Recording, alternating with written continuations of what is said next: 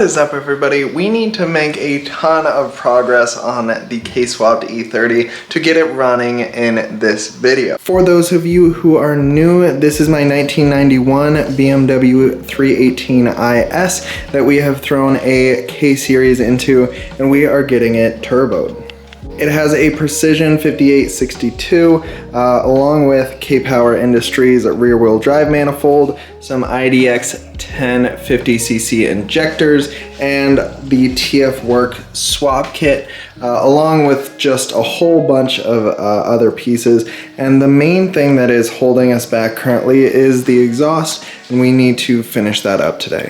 Off camera, I went ahead and plumbed up the blow-off valve as well as the wastegate, and then we also did a couple things like making sure that all the lines and stuff are good. I went ahead and plugged in all of the wiring harness, so that should be all good to go, and everything should be in a kind of semi-close stage. Need to top off the coolant level and fill that all the way up, and then make sure that there is oil in there as well, and also just get everything kind of connected. Okay, now it's time to find out if we actually have any leaks in the cooling system. This is the fun part.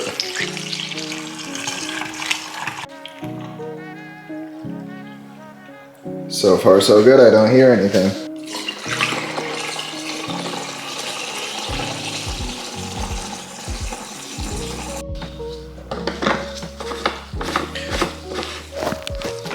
Okay, I was able to get the sleeve cylinder in, and we have a working clutch, which is super good.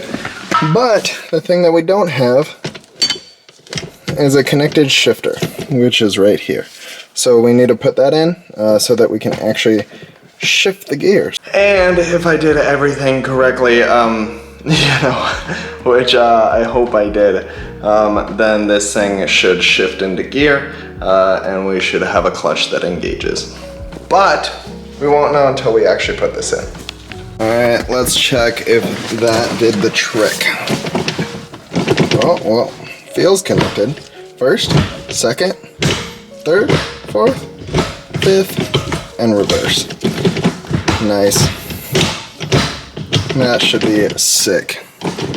Okay, if you guys look here, this is our clutch and brake reservoir, and it is empty, and that's because I did the rear subframe, and I had to pull the lines, and I figured while I am pulling the brake lines, I might as well replace the fronts as well. So I got stainless steel braided brake lines from Garagistics, and these should help the front pedal feel, because these are already done in the rear. Okay, we have a 14 right here and 11 up top. Make sure to use an actual like brake line wrench, because it won't round it out. So we're gonna pop this off, put the new one on, call it good. This brake line is really stiff. I don't know when the last time they were replaced, so it's always good to have that peace of mind to have new brake lines. Some of the brake line is done, and don't forget to clean up any brake fluid. This stuff is nasty and will eat through paint and cause things to rust. So make sure to clean that up, but we are going to move on to the other side. Okay, we have to do two things before we actually go to start it. One, make sure that it actually has oil pressure, specifically to the turbo. And so we are going to test that by just pulling off the turbo feed line, putting a little catch can in there, and then cranking the car over. The car doesn't have any fuel right now, so that is really good. So it won't turn over. And number two, we are also going to check our wiring for the fuel injectors and make sure that those are all clicking. So on the Link ECU software, we can go ahead and go to the injector test and test each one of them individually.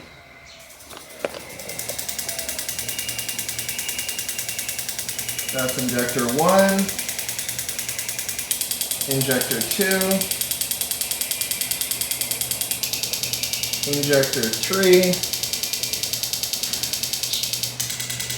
and injector 4. What I'll be doing off camera before we actually start the car is going through all of the sensors and everything that I replaced, making sure that everything is accurate and up to date before we start the car you know, we want to make sure that all the sensors are reading properly and that everything is up to code. I'm also going to go through the injector calibration because the injectors are coded for the RDX injectors and not these injector dynamics injectors. So I'm gonna do that off camera, but for right now we are gonna see if this thing is actually building oil pressure. Okay, we're gonna go ahead and go for a first crank. You guys are gonna be watching the oil come out of here and hopefully it does. And again, the car won't start, but we're just going for a crank.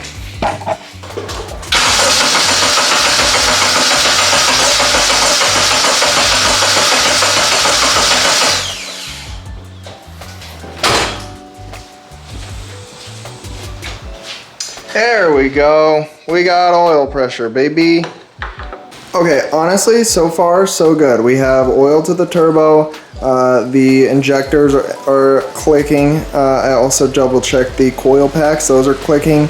And the engine sounds really healthy. So I need to get in the computer and punch in some numbers. And then we should be good to try to start it. Okay, the last thing that we need to do before we actually start this car is replace the valve cover because it finally came in.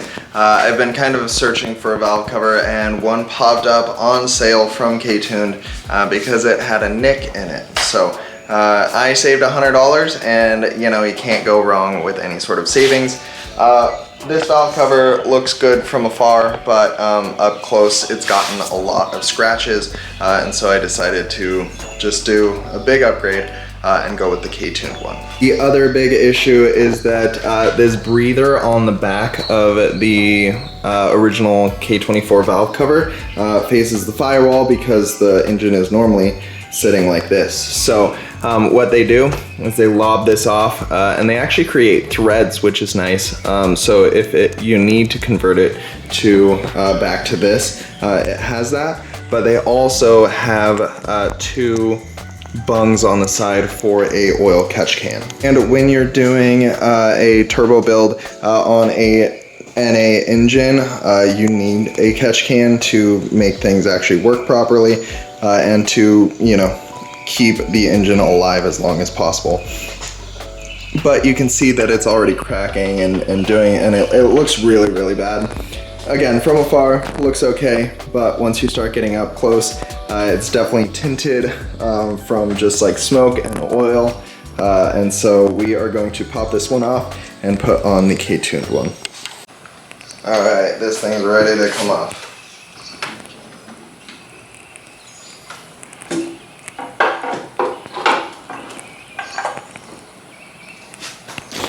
Okay, I present to you the K-Tuned valve cover that we received, and what's really cool about it is it has 4 total AN lines, and it comes with plugs, but you can use it on the exhaust side or the intake side or one on either side. But it also cuts off and makes the back flush, but again also allows you to add a -8 AN fitting on the back if you need to. But this is a super pretty piece and I'm dying to see it on the car.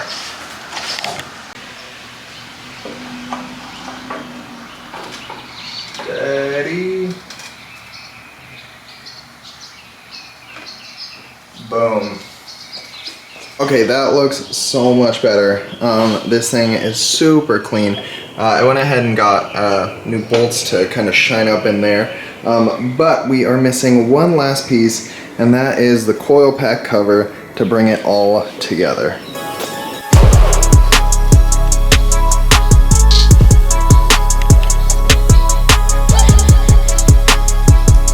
I think this looks absolutely incredible. Definitely a whole different vibe and look now, and obviously I need to do a lot of wire management, and the entire engine bay just as a whole is it's a little messy right now, but that is a huge step. I think we should get ready to start this thing, because after all, that is what you guys are here for. Okay, now I'm gonna plug in the fuel pump and we'll make sure that this thing is actually getting pressurized and also not leaking. Okay, so no fuel from here. Dry, dry, dry. There's none dripping down there. So those are dry as well. And you can see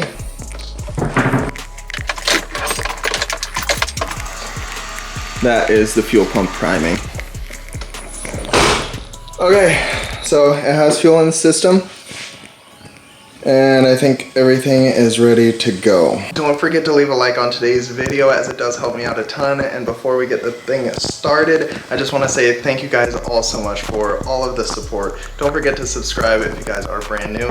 But without further ado, let's try to start this thing.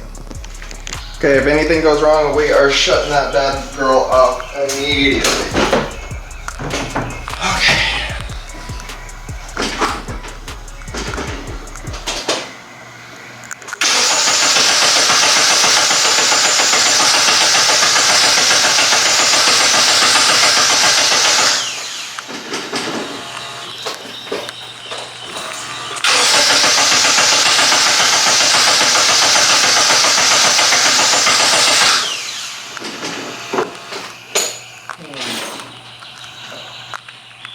Okay, I didn't have the coil packs turned on, so now this should be a lot better.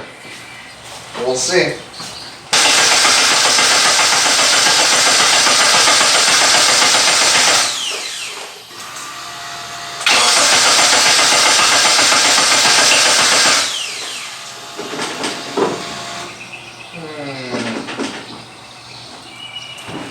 Okay, we're gonna have to figure some more stuff out. That's not starting. Back to the drawing board. Well, I re-looked at everything, and turns out the back of the camshaft wasn't plugged in. So, that's my bad. We are gonna try for round 3.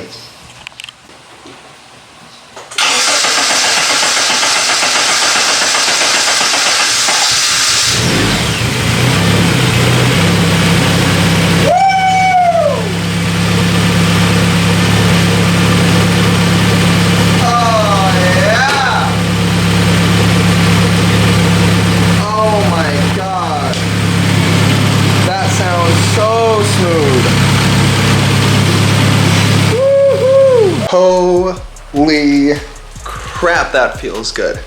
Oh my god, I've been just trying my best to get this thing just running, and that let me tell you, feels so good.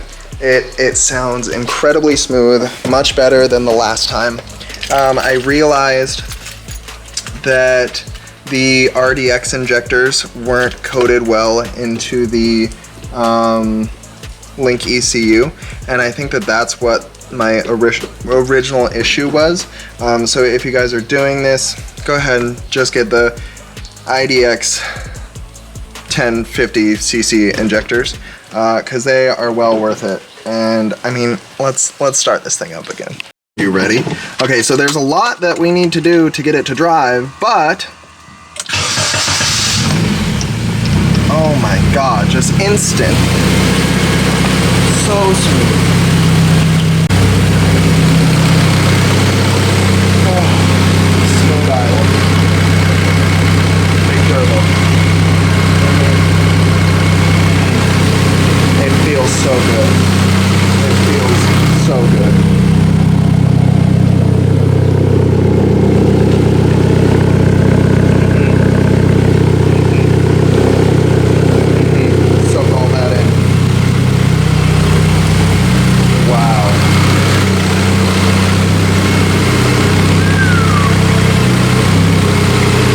Really steady idle.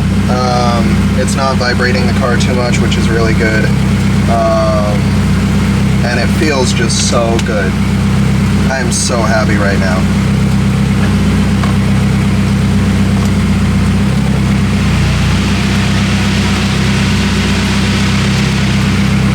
The best part is we don't have any leaks under here. No coolant leaks, no oil leaks, no fuel leaks. Oh my god, that's good. That is good. Like I said, thank you all so much for the support. I'm just glad that I could have pushed through and actually get this thing finished. I know that it always takes a lot to kind of get through builds, and you guys were good motivation for me to actually finish this. I'm so excited. We have so much to do before we actually get this thing driving. But we have to run a couple heat cycles through it. We have to check for boost leaks, and we have to finish the brakes and a whole bunch of other stuff until we actually get this thing on the ground. But I mean, so far so good. The car sounds so good. I'm thrilled. If you guys, again, could leave a like on today's video. I hope you guys all enjoyed it. And until next time, my name is Ryan. This is Project Race Car. Have an amazing day. Peace.